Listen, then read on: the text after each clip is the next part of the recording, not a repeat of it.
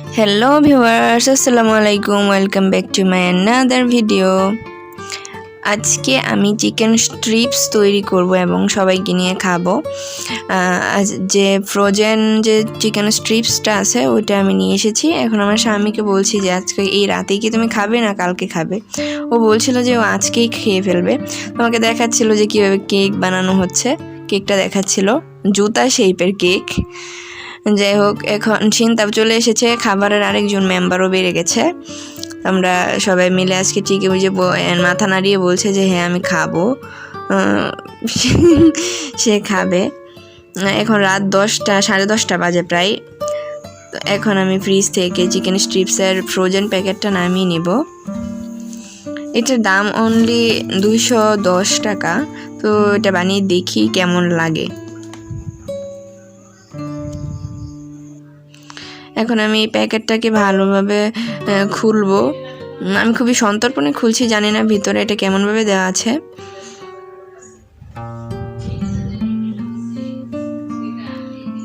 এই যে বড় বড় চিকেন স্লাইস করে এর মধ্যে ব্রেড ক্রাম্ব লাগানো আছে।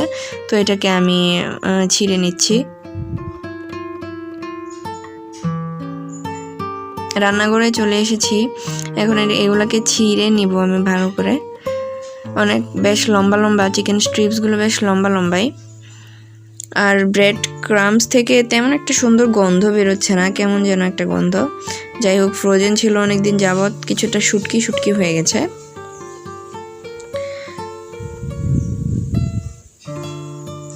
এখানে মোটা দানার ব্রেড ক্রাম্ব লাগানো আছে, চিকন দানার হলেও বেশ ভালোই লাগতো খেতে।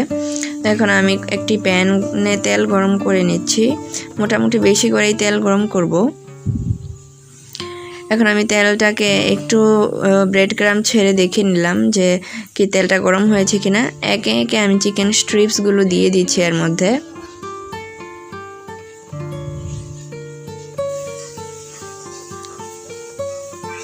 আমি প্রথমে এটার এক পাশ ভাজবো। তো সবগুলোই মনে হচ্ছে কড়াইয়ে দিতে, প্রথমে মনে হলো যে দিতে পারবো না, এখন দেখি না প্রায় 12 থেকে 13 পিস ছিল এর মধ্যে।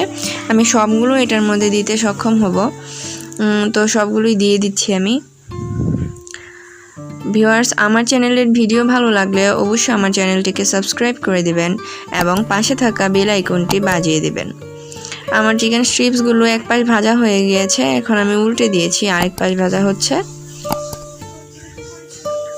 এরপর আমি কাঁচা পেঁয়াজ এবং সসের সাথে এটাকে পরিবেশন করব। কাঁচা পেঁয়াজ কেটে নিলাম এবং সস একটা বাটিতে ঢেলে নিচ্ছি। আমি এখানে টমেটো সস দিয়েই সার্ভ করব। আমার চিকেন স্ট্রিপসগুলো ভাজা হয়ে গেছে। এখন আমি এগুলোকে উঠিয়ে নিচ্ছি একটা প্লেটে। এরপর একে একে আমি সবগুলো উঠিয়ে নিব এবং পেঁয়াজ দিয়ে দিলাম, টমেটো সসটার সাথে দিয়ে দিলাম।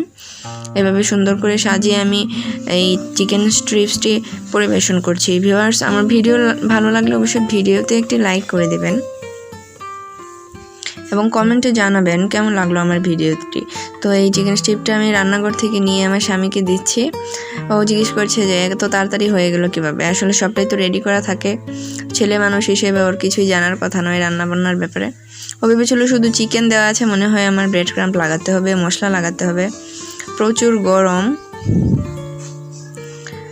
মাত্রই ভাজা হয়েছে। এখন দেখি খেয়ে কি কমেন্ট করে।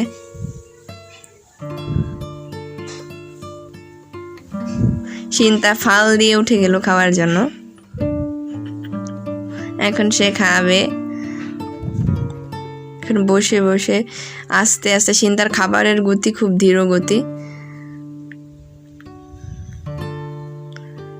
চিন্তার তো দাঁত নেই, এখন সে কিভাবে খাবে সেটাই আমাদের চিন্তার বিষয়। সামনের দাঁতগুলো দিয়ে সে চিবোতে পারে না। চিন্তার কি কষ্ট। আমি তাদের সাথে খাচ্ছিলাম, বেশ মজা হয়েছে।